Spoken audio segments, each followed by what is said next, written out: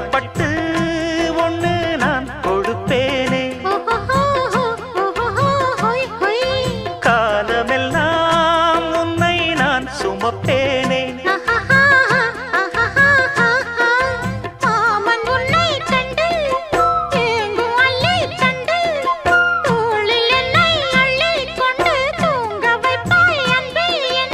என் கண்ணில் நீதானம்மா,